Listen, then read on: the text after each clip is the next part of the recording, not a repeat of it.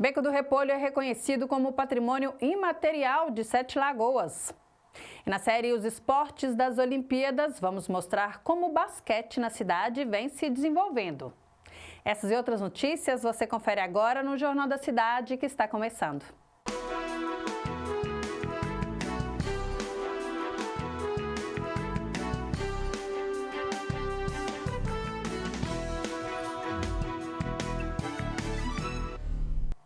Olá, seja muito bem-vinda, muito bem-vindo. Este é o Jornal da Cidade, que faz um resumo das principais notícias que envolvem o Poder Legislativo e o município. Você construa conosco este noticiário, envie sua sugestão de pauta, interaja por meio das nossas redes sociais. O Beco do Repolho, no bairro Santa Luzia, foi reconhecido como patrimônio imaterial por meio do projeto de lei ordinária 6266 de 2024. Uma de suas principais marcas é seu berço do Moçambique de Nossa Senhora da Conceição. Rituais que exaltam a ancestralidade e a fé. Manifestações que no Brasil compõem a cultura e o folclore nacional. Atributos de uma herança cinquentenária. O Moçambique nasceu de uma forma de realmente relatar ali os relatos da Nossa Senhora do Rosário, né? Como ela veio através do mar, então tinha ali os grupos que tentaram tirar a Nossa Senhora da Conceição do mar, então formou-se ali o Moçambique através do candomblé, né, que geralmente a gente fala o pai do congado, é o candomblé, né? E como ficaram pesados ali para eles manifestarem com os tambores ficaram pesados, aí nasceram as caixas que ficaram mais leves, mas o mesmo segredo que tem os tambores do candomblé é o mesmo segredo que tem nas caixas de congado. O Moçambique Nossa Senhora da Conceição carrega uma história de devoção e amor ao rosário, símbolo do sincretismo religioso do catolicismo com as religiões de matrizes africanas. O grupo foi fundado há mais de 50 anos. Antônio Márcio, Badei, Native e o seu Manuel foram nomes que iniciaram esta história. Eu vi um Moçambique batendo lá. Eu gostei, falei, mas que coisa bonita isso. Há mais de 40 anos na guarda e há 23 como capitão regente do grupo, Tuxê relembra a importância de pessoas que fizeram parte da construção da história do Moçambique do Repolho. O Badejo, né, que formou a guarda, né, viu a ansiedade dos meninos, não, nós vamos formar uma guarda. E a minha avó, mãe da minha mãe, que morava em frente, ajudou ali naquele processo ali, escolheu o nome, né?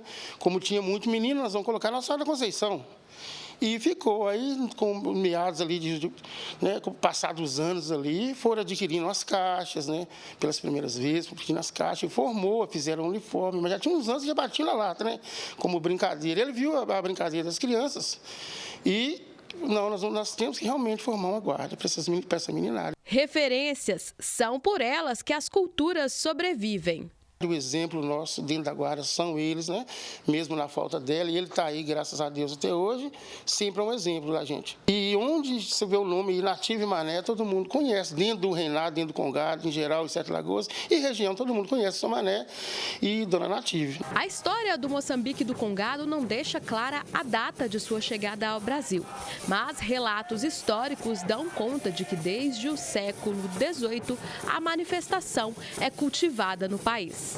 A Casa do Moçambique Nossa Senhora da Conceição, o Beco do Repolho, foi reconhecido como Patrimônio Cultural de Sete Lagoas por meio do PLO 6266. Na justificativa, o parlamento classifica o local como de fundamental importância para a manutenção da história de resistência do povo negro. Com 96 anos, Mestre Manuel mostra que a fé jamais envelhece. Viemos de muito longe, nós viemos com alegria. Nossa Senhora me deu a luz, colocando no meu pescoço o Rosário de Maria. Viva Nossa Senhora do Rosário! Viva. Os festejos em honra a Nossa Senhora do Rosário acontecem no dia 3 de novembro. Neste momento, são esperadas dezenas de guardas de Congo e Moçambique. Em dezembro, uma reunião menor celebra a padroeira Imaculada Conceição. Durante os dias de festa e nos 50 50 anos de trajetória, o mais antigo Moçambique da cidade cumpre bem a missão de manter vivas as raízes religiosas do Congado e do Moçambique. E viva o Congo. Viva. Viva Congo, viva o mar. E viva a senhora do Dado. Viva Congo e viva o mar. Viva a senhora do Dado. Viva o Dado. Que bacana, uma história. Bom, o recesso parlamentar da Câmara Municipal de Sete Lagoas começou na última quinta-feira, dia 18 de julho. Os vereadores retornam aos trabalhos no dia 1º de agosto. Mas durante esse período não haverá reuniões plenárias, audiências públicas ou sessões solenes no Legislativo. No entanto, os 17 gabinetes dos vereadores continuaram abertos e todos os serviços oferecidos pela Câmara funcionarão normalmente. A primeira reunião ordinária após o recesso está marcada para o dia 6 de agosto. Vamos agora à previsão do tempo. O sol se mantém com algumas nuvens e ainda sem previsão de chuva. A temperatura mínima fica na casa dos 12 graus e a máxima 27 graus. Vamos ver agora o que os portais de notícias da cidade destacam nesta segunda-feira. 7 Dias News divulga a convocação do Conselho de Políticas LGBTQIAPN+, para eleições de representantes da sociedade civil. O regional estampa corpo de homem não identificado encontrado próximo à horta do Cidade de Deus. E o Mega Cidade anuncia que a Mega Sena volta a acumular e o prêmio vai para 61 milhões de reais.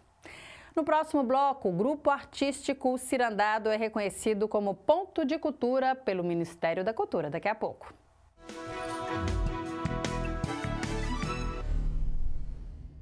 Tradições, cultura mineira e contemporaneidade ganham novo patamar. As cirandas do grupo Cirandados são agora reconhecidas nacionalmente. O grupo artístico cultural Cirandado foi reconhecido como ponto de cultura pelo Ministério Nacional da Cultura no dia 25 de junho. A certificação foi direcionada ao grupo na categoria coletivo cultural. Para os integrantes, a conquista coroa o trabalho essencial que fazem para manter vivas as tradições e a cultura mineira. Tornar-se um ponto de cultura, segundo o próprio Ministério da Cultura, é se tornar esse espaço de referência e esse espaço também de cuidado com a cultura local. Primeiro, essa noção do ponto de cultura ela é avaliada localmente e, posteriormente, é como se nós fôssemos um representante nacional. Ou seja, é como se nós fôssemos guardiões da cultura local, que representa algo muito maior que a cultura nacional. O Cirandado foi formado em 2022 e vem resgatar a ciranda como elemento central da cultura popular, tecendo laços entre a tradição e a contemporaneidade. E no ano de 2022, no segundo semestre, lá no Quintal Boi da Manta, surgiu a oficina O Boi Cirandado. Sim. A gente tinha um boi e a gente teve aula sobre bois no Brasil, teatro e música, nas diversas localidades, os ritmos e tudo. E a gente cortejava o boi, né, do Quintal Boi da Manta. O desejo lá do Paulinho era que dessa oficina saísse um grupo de ciranda. A certificação insere o Cirandado a um patamar de grupos que trabalham na promoção e difusão da cultura brasileira, como a Rede Cultura Viva, e o junta a outras instituições sete-lagoanas que já receberam o título, como a Associação Cultural Boi da Manta e a Associação de Cultura e Resistência Afro-Brasileira. Em apenas 2 anos, o Cirandado já participou dos principais eventos culturais da cidade. Quarteirão Preto, Inverno Cultural da Universidade Federal São João del Rei e atualmente desenvolve o projeto O Cirandado Convida Mestre Paulinho do Boi, patrocinado pelo Fundo Estadual de Cultura, com o objetivo de fortalecer ainda mais a ciranda como expressão cultural e social. E Minas Gerais é o estado com maior número de abalos sísmicos registrados no Brasil em 2024, com Sete Lagoas sendo uma das cidades mais afetadas, de acordo com o Centro de Sismografia da Universidade de São Paulo, a USP. O estado contabiliza 55 tremores de terra, com 25 ocorrendo na cidade de Frutal. Sete Lagoas registrou 7 tremores até a metade de julho deste ano. Desde 2022, foram registrados 26 eventos telúricos em Sete Lagoas. Em resposta, os sismógrafos foram instalados em uma parceria entre a UNB e a Prefeitura de Sete Lagoas, conforme o município.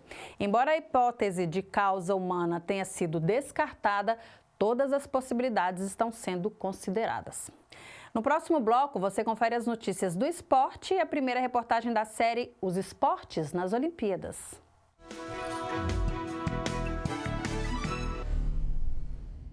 O Jornal da Cidade, aproveitando o clima das Olimpíadas, que já começam nesta sexta-feira, dia 26, na França, abre uma série de reportagens para incentivar os esportes olímpicos em Sete Lagoas. Nós estamos começando mais um episódio dos esportes nas Olimpíadas. Hoje nós iremos falar do basquete. Temos aqui o treinador José Estevão, que também já jogou profissionalmente. Estevão, um prazer estar aqui, boa tarde. Queria que você começasse falando qual é a expectativa que você tem para o Brasil nessas Olimpíadas, visto que teve uma troca de técnico, né, muito perto dos jogos, em pouco mais de 75 dias teve uma troca. O André saiu, chegou o Petkovic. O Gustavo saiu, chegou o Petkovic. O que você acha que essa troca pode impactar no time e como que você vê o Brasil nessas Olimpíadas? Bom, primeiramente, boa tarde, obrigado pela oportunidade. Bom, eu vejo que o Brasil classificou, que era o nosso maior propósito, a meta principal. Essa troca gera uma expectativa, uma ansiedade, porque nunca sabemos o que pode acontecer. Mas o desfecho foi positivo, conquistamos essa vaga com propriedade, a equipe jogou muito bem, na final foi dominante e o propósito foi alcançado. Agora é torcer pela seleção de forma positiva, a expectativa lá é muito positiva e vamos torcer. O Estevão já jogou pela seleção, né? Teve uma passagem pela seleção. Estevão, conta pra gente um pouco como que é representar a seleção assim para você. É um sentimento, uma emoção imensurável, porque muitos são chamados, mas poucos são escolhidos. E pela seleção pude disputar o Mundial no Japão, Pan-Americano, Sul-Americano. Então dá aquela ansiedade, aquele frio na barriga, em que passa um filme da sua carreira, desde o início, que foi nesse ginásio, até a seleção. Desde o meu início, que foi em Sete Lagoas, até de repente conhecer o Japão, a China, Canadá, enfim. A seleção abre as portas. Então é uma emoção imensurável, indescritível. A oportunidade de vestir a camisa verde e amarela, ela é uma satisfação muito grande. Enfim, foram 7 anos servindo a seleção brasileira, que com certeza é uma saudosa lembrança. E eu aproveitei para pegar umas dicas com o treinador Estevão e até me arrisquei no esporte. Agora nós vamos fazer uma disputa de arremessos aqui. Será que dá para ganhar do ex-jogador? Bom, serão 3 disputas, 1 contra 1, arremesso de 3 pontos e da metade da quadra. E o perdedor vai ter que pagar um rodízio em uma famosa churrascaria aqui em Sete Lagoas. Vamos lá, hein?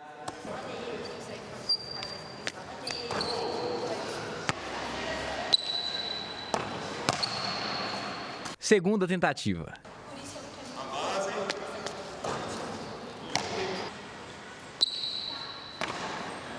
Terceira tentativa.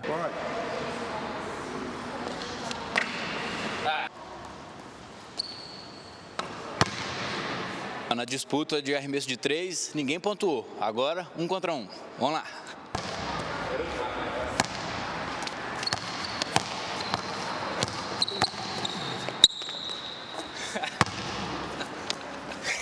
Mais 2, vamos.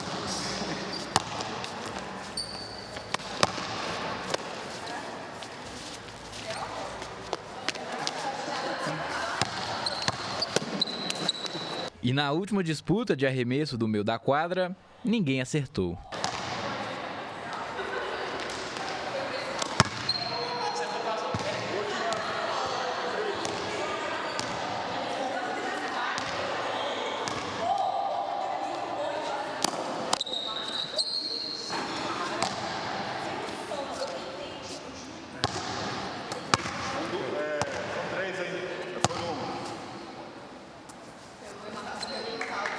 Mesmo com todas as dificuldades do esporte, nada é impossível.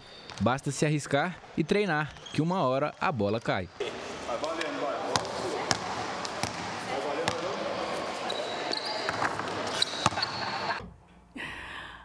Ai, bom, jogando em casa, o Galo vence mais uma. A gente continua falando aqui do esporte e sobe na tabela do Brasileiro. Já o Cruzeiro foi derrotado pelo Palmeiras e saiu do G6. Aline Teixeira conosco aqui para contar tudo como é que foi essa rodada. Aline, seja bem-vinda mais uma vez. Muito obrigada, Raquel. O Galo jogou ontem contra o Vasco na Arena MRV e venceu por 2-0. Os 2 gols saíram no primeiro tempo, ambos do super-herói alvinegro Hulk. O primeiro gol veio aos 27 minutos da etapa inicial da partida e o segundo aos 39, liquidando o triunfo alvinegro. Hulk voltando a marcar, torcida nesse reencontro com o Atlético, né, no momento delicado, momento em que o time passava por uma certa desconfiança, voltando a fazer bonito aí diante do seu torcedor. Hulk diferenciado mais uma vez, tarde inspirada, fazendo esses 2-0 importantes sobre o Vasco da Gama. O Vasco também que veio motivado, né? Teve a estreia do Felipe Coutinho, mas acabou perdendo. E com essa vitória, o Galo sobe para a 10ª posição com 25 pontos, ultrapassando seu adversário da rodada, o Vasco, que agora cai para a 11ª colocação. O Galo jogaria esta semana contra o Atlético Paranaense, porém o jogo foi adiado depois que o Furacão teve confirmado, né, o jogo de volta na Copa Sul-Americana contra o Cerro Porteño.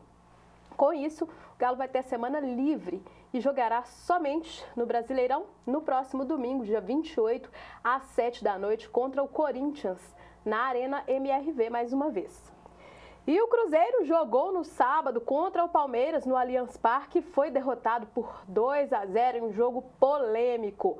O primeiro gol do Porco veio dos pés de Flaco Lopes aos 36 minutos e o time paulista ampliou o placar aos 47 do segundo tempo com o gol do Gabriel Menino. A vitória para cima da Raposa fez com que o time voltasse a disputar em cima, né, a não perder de vista o Botafogo. O jogo teve um gol anulado do Cruzeiro no final do primeiro tempo, que gerou polêmica.